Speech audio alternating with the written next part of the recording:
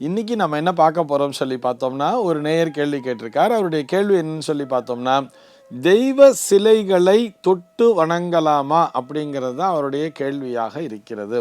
அவருக்கு நேரடியாக விடை அளிக்க வேண்டும் என்று சொன்னால், கண்டிப்பாக தெய்வ சிலைகளை தொடக்கூடாது அப்படிங்கிறத வலியுறுத்தித்தான் சொல்ல வேண்டும்.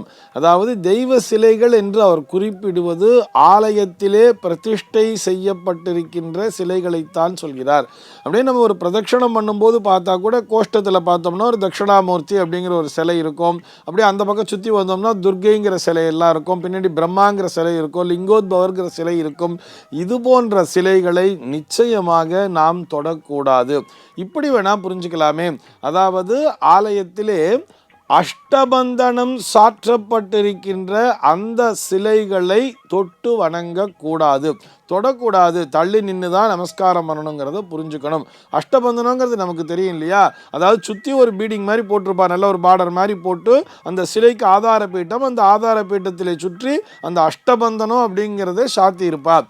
இப்படி அஷ்டபந்தனம் சாற்றப்பட்ட அந்த சிலைகள் அந்த ஆகம பிரதிஷ்டை அல்லது ஒரு வைதிக பிரதிஷ்டைங்கிற ஒரு விதியின்படி பிரதிஷ்டை செய்யப்பட்டிருக்கும் அந்த சிலைகளை நாம் தொடக்கூடாது.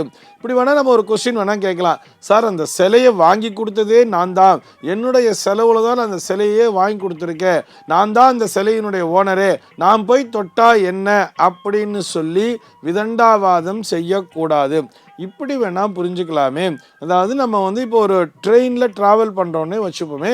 ஒரு ட்ரெயினில் ட்ராவல் பண்ணுறோம், அந்த ட்ரெயினுக்கான டிக்கெட்டும் நம்ம தான் கொடுத்து வாங்குகிறோம். சார், நான் கொடுக்குற காசில் தான் ட்ரெயினே ஓடுது அப்படின்னு சொல்லிட்டு அந்த ரயிலினுடைய இன்ஜினில் போய் நம்ம ஏற முடியுமா? யோசிச்சு பாருங்கோ. நம்ம எந்த பெட்டியில் ஏறணுமோ அந்த பெட்டியில் தானே ஏறணும். அதை விட்டுட்டு நான் இன்ஜினில் தான் போய் உட்காருவேன், நான் கொடுக்குற காசில் தான் இந்த ட்ரெயினே ஓடுதுங்கிற மாதிரி சொல்ல முடியுமா? எதற்காக அந்த ரயில் இன்ஜின்குள்ள நம்மளை அலோ பண்றதில்ல அப்படிங்கிறது நம்ம புரிஞ்சுக்கிறோம் இல்லையா? ஏனென்று சொன்னால் அந்த இன்ஜினை யார் ஒருவரால் இயக்க முடியுமோ, அதற்குரிய பர்மிட் அப்படிங்கிறது யார்கிட்ட இருக்கோ அவ மட்டும்தானே இன்ஜினை இயக்க முடியும். அதுபோலத்தான் அங்கே பிரதிஷ்டை செய்யப்பட்டிருக்கின்ற அந்த சிலையை நாமே பணம் கொடுத்து வாங்கி கொடுத்திருந்தாலும் கூட அதற்கு கீழே அந்த யந்திர சக்தி அப்படிங்கிறத ஒன்று ஆவாகனம் பண்ணியிருப்பா. அந்த சிலையின் மீது அந்த தெய்வீக சாநித்தியம்ங்கிறத ஆவாகனம் பண்ணியிருப்பா.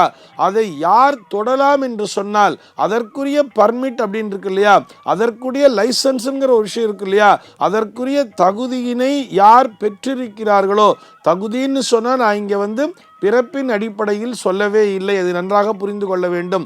அதற்குரிய தகுதின்னு சொன்னால் அந்த ஆகம பயிற்சின்னு சொல்கிறோம் இல்லையா, அந்த ஆலயமானது ஆகம பிரதிஷ்டையால் செய்யப்பட்டிருந்தால் அந்த ஆகம பயிற்சியினை எவர் ஒருவர் மேற்கொண்டிருக்கிறாரோ அவர் மட்டும்தான் அந்த சிலையை தொட முடியும். அதே மாதிரி ஒரு வைதீக பிரதிஷ்டையில் ஒரு ஆலயம் இருக்குன்னு சொன்னால் அந்த வைதீகத்திலே எவர் ஒருவர் பயிற்சி பெற்றிருக்கிறாரோ, அந்த பிரதிஷ்டாபன விதியை எவர் ஒருவர் புரிந்து கொண்டிருக்கிறாரோ அவர் மட்டும்தான் அந்த சிலையை தொட்டு பூஜை செய்ய வேண்டும். மற்றவர்கள் தள்ளி நின்று தான் பார்க்கணும். அதே இனத்திலே பிறந்தவர்களாக இருந்தாலும் சரி, அவர்கள் தள்ளி நின்று தான் சுவாமி நமஸ்காரம் பண்ணணுமே தவிர நேரடியாக சென்று சிலையை தொட்டு வணங்க முடியாது. அவ்வாறு தொடுவதால் என்ன சார் ஆயிடும்னு கேட்டா, நிச்சயமாக அங்கே நாம் பாபத்தினை தேடிக்கொள்கிறோம் அர்த்தம். அதன் மூலமாக, அதாவது ஒரு ரயில் இன்ஜினை ஓட்ட தெரியாதவன் ரயில் இன்ஜின்ல ஏறி நின்னான்னா என்ன ஆகுங்கிறத யோசிச்சு பாருங்களேன். அதே பலன்தான் இங்கேயும் நடக்கும் என்பதை புரிந்து கொள்ள வேண்டும். நான் ஒரு எக்ஸாம்பிளுக்காக சொல்றேன். இது பயமுறுத்தலுக்காகவோ அல்லது இதுல ஒரு பிரிவினையை பார்க்க வேண்டிய அவசியமே இல்லை. அதற்குரிய பயிற்சி என்பது எவரிடத்தில் இருக்கிறதோ அவர்கள் மட்டும்தான் அந்த சிலையை தொட்டு வணங்க வேண்டும். இப்ப மாறா இன்னும் ஒரு சில இடத்துல பார்க்கலாம், அந்த வெளிப்புற பிரகாரம் அப்படிங்கிற மாதிரிலாம் இருக்கும். அங்கெல்லாம் பார்த்தோம்னா இந்த சிற்பக்கலைக்கு ஒரு உயிரூட்ட வேண்டும் என்பதற்காக அந்த சிற்பக்கலையினை அதை சிறப்பிக்கின்ற விதமாக நிறைய அந்த சிலைகள்லாம் செதுக்கப்பட்டிருக்கும். ஆனால் அதுக்கு கீழே பார்த்தோம்னா அஷ்டபந்தனங்கிறது இருக்காது. அஷ்டபந்தனம் இல்லாத அந்த சிலைகளை நாம் வேண்டுமானால் தொடலாம், தொட்டு வணங்கலாம், என்ன வேணால் பண்ணலாம். ஏனென்று சொன்னால் அது அந்த சிற்பக்கலைக்குத்தான் அங்கே பெருமையாக இருக்குமே தவிர அங்கே தெய்வீக சாநித்தியம் என்பதை, அதாவது அந்த இடத்துல அதுக்கு கீழே ஒரு யந்திர பிரதிஷ்டை அப்படிங்கிறத செஞ்சிருக்க மாட்டா. அது போன்ற சிலைகளை நாம் தொட்டு வணங்கலாம். இப்போ இங்கே ஒரு சந்தேகங்கிறது நமக்கு வரும். சார், நம்ம தமிழ்நாட்டில் மட்டும்தான் இந்த மாதிரிலாம் சொல்கிறாங்க, நார்த் இந்தியாலாம் போனோம்னா நம்ம கையாலேயே நம்ம அந்த சிவனுக்கெல்லாம் அபிஷேகம் பண்ணுற மாதிரிலாம் வச்சுருக்கா அப்படின்னு சொன்னால், அங்கே போய் பார்த்தோம்னா அது அத்தனையுமே மானசீக பிரதிஷ்டை அப்படிங்கிற அந்த ஒரு விதிமுறையின்படி பிரதிஷ்டை செய்யப்பட்ட ஆலயங்களாக இருக்கும். நல்லா பார்க்கலாம். அந்த இடத்துல பார்த்தோம்னா அங்கே ஆகம பிரதிஷ்டை என்பதோ அல்லது வைதிக பிரதிஷ்டை என்பதோ இந்த அஷ்டபந்தன மருந்தினை சாற்றி அங்கே பிரதிஷ்டை என்பதை செய்திருக்க மாட்டார்கள். அது பார்த்தோம்னா அங்கே சுயம்புவாக வந்திருக்கும் அந்த லிங்கம் அப்படிங்கிறது ஒரு நதியில் கிடச்சிருக்கும். அந்த சால கிராமம் மாதிரி ஒரு பானலிங்கம் மாதிரி பெருசாக அந்த நதியில் கிடச்சிருக்கும். அதை கொண்டு வந்து அப்படியே ஒரு மானசீகமாக இந்த இடத்திலே இறைவன் இருக்கிறார்னு சொல்லி அவர்கள் அங்கே பிரதிஷ்டை செய்து அதனை வழிபட்டு வருவார்கள். அப்படிப்பட்ட ஆலயங்களிலே நாம் நேரடியாகவே அந்த இறைவனை தொட்டு வழிபடலாம். ஏன்னா இறைவன் தூணிலும் இருக்கிறார், துரும்பிலும் இருக்கிறார்ங்கிறத நம்புறோம் இல்லையா? அதனால அங்கே என்ன முக்கியம் சொல்லி பார்த்தோம்னா அந்த ஆலயத்தினுடைய பிரதிஷ்டாபன விதி என்பதுதான் முக்கியம். அங்கே ஒரு மானசீக பிரதிஷ்டையாக பண்ணியிருக்கான்னு சொன்னால் தாராளமாக நம்ம அந்த சுவாமியை போய் தொடலாம்.